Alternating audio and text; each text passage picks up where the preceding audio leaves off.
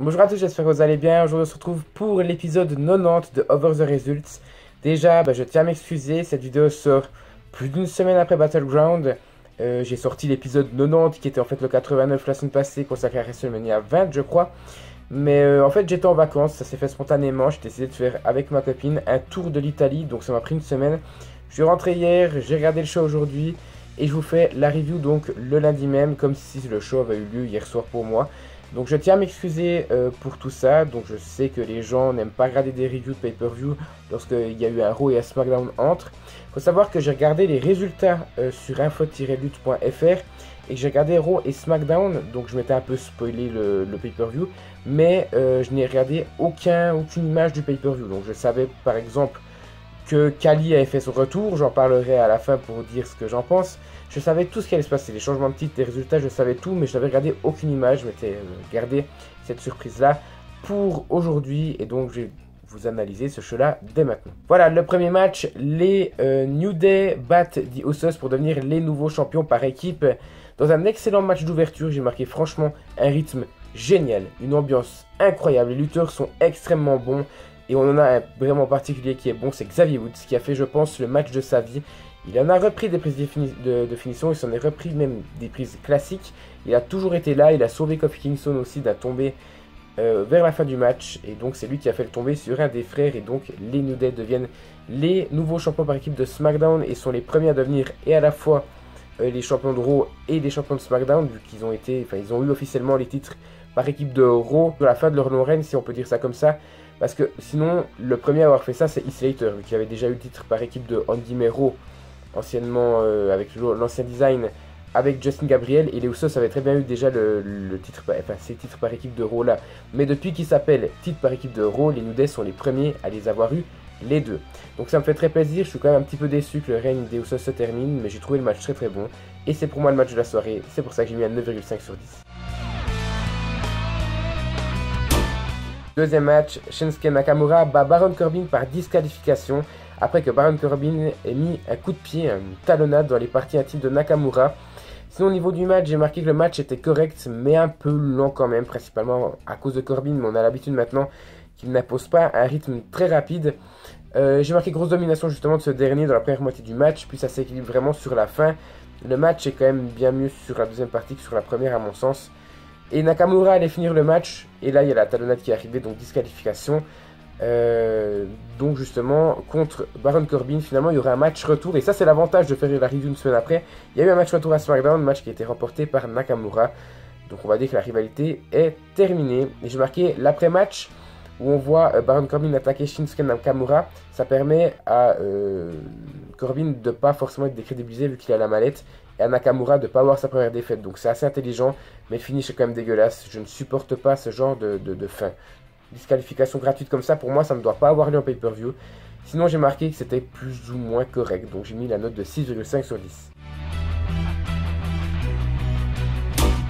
Troisième match, Natalya bat Charlotte Flair, Tamina Snuka, Lana et Becky Lynch pour devenir la challengeuse numéro 1 au titre de Naomi à SummerSlam. Alors déjà, j'ai marqué très très bonne chose de ne pas avoir choisi la solution de facilité. Les officiels, les bookers auraient très bien pu dire on met les faces contre les heels, donc c'est du 2 contre 3. On a déjà vu ça depuis au moins 2 mois, donc ça aurait vraiment pas été bon. Il y a quand même eu une alliance entre Lana et Tamina, mais c'est normal parce que c'est une chose qui était respectée, mais Tamina et Lana ont très bien attaqué Natalya. Donc pour moi c'est une très bonne chose, et c'est une chose, un point de vue intéressant, et je pense que avoir choisi cette solution-là, qui n'est pas la solution de facilité, était je pense efficace à mon sens. Sinon au niveau du match, j'ai marqué qu'il était bien rapide. Et au niveau des éliminations, on a Tamina Snuka qui se fait d'abord éliminer, puis Lana par Becky Lynch après une prise de soumission. On aura ensuite Natalya qui va directement enchaîner en éliminant Becky Lynch par un petit paquet, puis Natalya éliminera Charlotte 3 minutes plus tard. C'est une surprise, j'avais dit Natalya ou Charlotte, je l'imaginais beaucoup plus Charlotte, mais Natalya c'est vrai que c'était plus logique d'avoir un affrontement heel contre face à SummerSlam, même si je trouvais que ça n'avait pas la gueule d'une grande affiche. Mais après, on sait très bien que les deux sont je pense que c'est les deux femmes les plus techniques actuellement du côté de SmackDown. Donc c'est très très bien d'avoir ça à SummerSlam. Ça change un petit peu que d'avoir des Charlotte Flair, des Becky Lynch, des Sasha Banks ou des Bayley. Même si on aura un match de Bayley pour le titre à SummerSlam. Je trouve que c'est plutôt bon et c'est intelligent. Et sinon pour terminer, j'ai marqué qu'il y avait eu beaucoup de botch à cause de Lana, qui est toujours insupportable. Pour moi, Lana, c'est le défaut du match, et ça restera, je pense, le défaut de tous les matchs, d'où ça va suivre. Je vois pas de progrès pour le moment, mais c'est peut-être normal. Et au niveau de la note, vous le voyez, j'ai mis à la 7 sur 10. Quatrième match, Kevin Owens bat AJ Styles pour devenir le nouveau champion des États-Unis à la surprise générale, après un petit paquet lorsque Styles lui portait un crossface. Le problème, c'est qu'une des deux épaules de Styles n'était pas au sol, et c'est pour ça qu'on a eu un match revanche avec Jericho qui a fait son retour à SmackDown, et que Styles est devenu encore une fois le nouveau champion des États-Unis 2 jours plus tard, après l'avoir perdu justement à Battleground. Mais ça me dérange pas en fait. Je trouve que le fait d'avoir un finish comme ça, déjà un petit paquet, vous savez que j'aime pas trop, et le fait d'avoir un truc controversé comme ça, j'aime pas forcément beaucoup non plus. On l'avait vu avec Jeff Hardy justement à Great Balls of Fire, ça m'avait déplu. Mais là je trouve qu'on voit que c'est vrai, on voit que c'est pas un botch, donc ça me dérange pas du tout, et je trouve que c'est même un bon finish qui ne décrédibilise pas du tout Styles. Et même Owens n'a plus perdu, il me semble, en pay-per-view en 1 contre 1 depuis un bon moment. En tout cas, il gagne assez souvent, mais c'est quand même lui qui ressort perdant, donc je trouve ça quand même assez dingue. Sinon, j'ai marqué, c'est aussi normal, c'est explicable le fait que l'épaule de Styles n'était pas au sol et que l'arbitre n'ait pas vu, parce que déjà l'arbitre était à l'opposé, et l'arbitre avait été KO, donc c'est explicable. Owens avait balancé Styles sur l'arbitre de façon magistrale, donc tout est crédible. Pour moi, une fin comme ça peut se passer très bien, je peux les apprécier, quand c'est explicable et crédible de cette façon-là. Maintenant, au niveau du match, j'ai trouvé qu'il était très très bon, même si les deux pouvaient nous faire un meilleur match. J'ai pas grand chose à dire, c'est 17 minutes de plaisir, pour moi, c'est du bon match, c'est du bon pay-per-view, donc j'ai mis la note de 8,5 sur 10. Cinquième match, John Cena bat Rusev dans un flag match. Dans un match qui est plutôt correct. Et déjà, je tiens à préciser, j'aime beaucoup les nouvelles règles du flag match. À l'époque, le flag match, il fallait juste décrocher le drapeau de son pays et basta. Là, il fallait l'amener sur une estrade qui était sur la rampe d'accès au ring, vraiment au niveau, au tout début des entrées des catcheurs. Donc, je trouve que c'est très très intelligent et très intéressant de faire ça.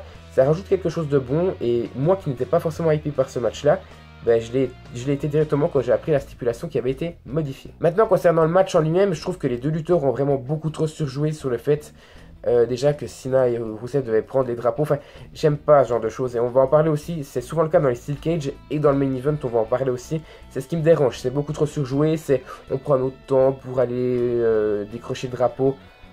Je sais bien qu'il faut vendre une douleur, une blessure, ou ne serait-ce que les prises de l'adversaire, mais là c'est trop. Donc ça m'a un petit peu dérangé.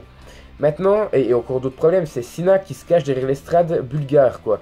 Je sais pas si vous vous souvenez, au bout d'un moment, vers la fin du match, Rusev est sur le point de mettre le drapeau bulgare, donc justement dans son socle, et sinon on voyait juste un bras qui dépassait, quoi. Non, c'est trop gros, ça je n'aime pas. Et j'ai marqué, le match reste sympa, c'est agréable à voir. Pour moi, c'est 21 minutes qui passent plutôt bien. Il faut pas trop réfléchir, faut se laisser voir ce match-là, et ça passe plutôt bien.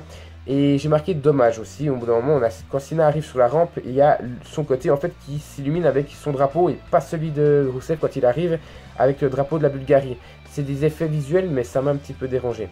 Sinon, pour terminer, j'ai marqué le finish est sympa, avec Rusev qui passe à travers 2 tables après un double A de John Cena. C'était pas utile, mais ça reste encore une fois de l'esthétisme et du bonus. Et je l'ai bien aimé, franchement, pour un flag match. J'ai le souvenir qu'il y avait un Rusev Swagger, je crois, en 2014 ou 2015, qui était pas tété. Celui-là, il passe plutôt bien, je dois avouer, donc j'ai mis la note de 7,5 sur 10. Jusque-là, on est sur une note plutôt positive pour ce pay-per-view.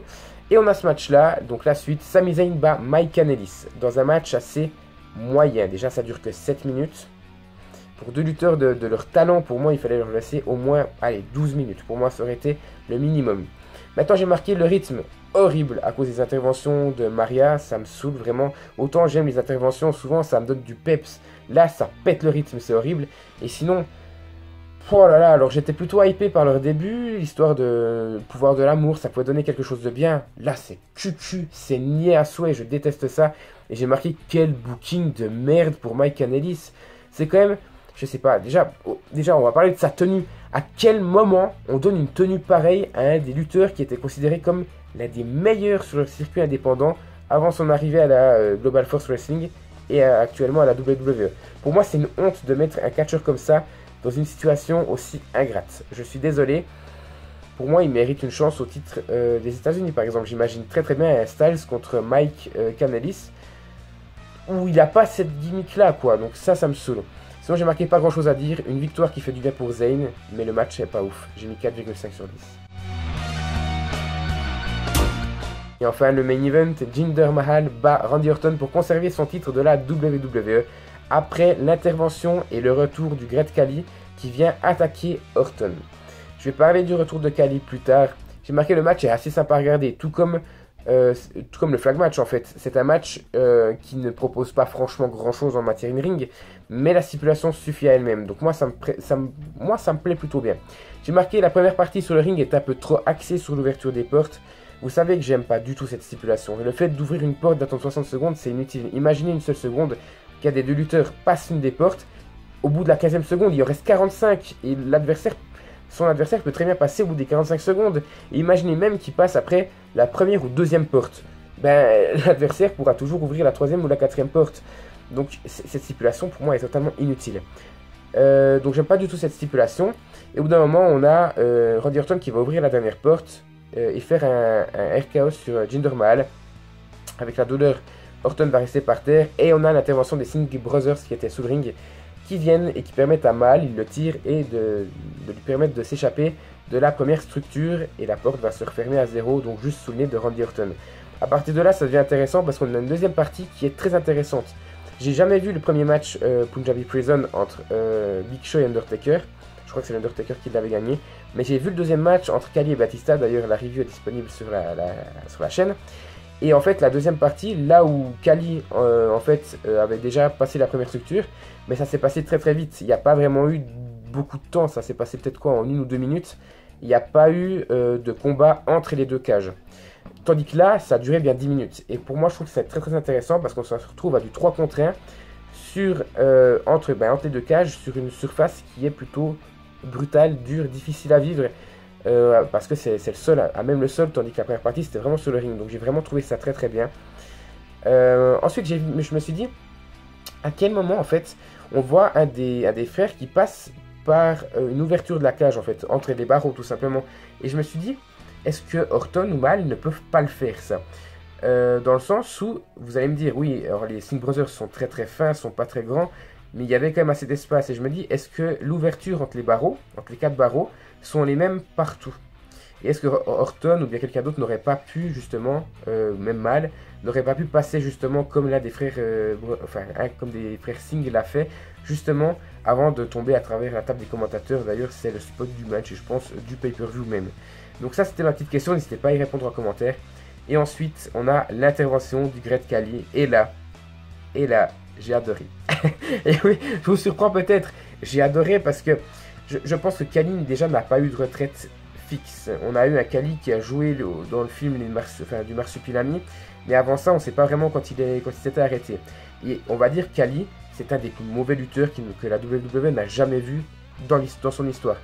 Mais par contre, il est mauvais sur le ring, mais il est très crédible au niveau du physique. Et j'avais adoré sa période où il était champion poids lourd en 2007. Et même si c'était pas crédible et que c'était un règne de merde, c'était quand même pour moi crédible en termes de son physique, tout simplement. Donc je me dis, pourquoi pas offrir un dernier run, même si on l'a pas vu à SmackDown cette semaine, lui offrir un dernier run, avoir un match contre Orton à SummerSlam, et on dit retraite, punch-loose, terminé, on ne le verra plus. Je trouve que c'est bien d'avoir un dernier run. Au lieu d'offrir des derniers runs au Rock qui soit champion de la WWE, pourquoi pas faire ça? Et je trouve que ça se prête bien en fait à la rivalité et à son histoire. L'Inde contre l'Amérique, l'Inde au-dessus, le Punjabi Prison, on a les Singh Brothers, on a Mahal. Je trouve que c'est intéressant de mettre Khali là et c'est presque logique en fait. Pratiquement personne n'y avait pensé. J'ai vu quelqu'un y avait pensé et leur disait sur Facebook. Mais je trouve que c'est assez intéressant d'avoir fait ça. Mais il faut que ça se concrétise et que ça aille jusqu'à SummerSlam. Pour moi, ce serait dommage de ne pas en arriver là. Et après Khali, terminé, au revoir, on t'a assez vu. Et là, ça me plairait. J'aimerais pas revoir Khali sur le long terme, mais pour un dernier match à SummerSlam, franchement, je trouve que c'est vraiment cool. Si la WWE fait ça, ça prouve qu'on peut donner des retraites vraiment bien à un lutteur, même si le lutteur est mauvais. Et je pense à ce pauvre Big Show qui voulait avoir sa retraite, son dernier WrestleMania Moment à WrestleMania 33 contre Strowman et qui ne l'a pas eu. Donc, vraiment, je prends foi aux retraites bien faites et j'espère que Khali aura son dernier match à SummerSlam. Voilà. Voilà, donc si on additionne tous ces matchs qu'on divise par 7, vu qu'il y a eu 7 matchs, on arrive à la note de 7,36 sur 10, je crois. Et il a la 45e place, donc il est dans la première partie du tableau. pile au milieu. Donc j'ai vraiment bien apprécié les Battlegrounds. En règle générale, ce sont des pay-per-view que les gens n'aiment pas et que moi j'aime beaucoup. Et celui-ci, j'avais pas beaucoup d'attentes et j'ai été surpris, à l'inverse de Blood Balls of Fire il y a 3 semaines. Voilà.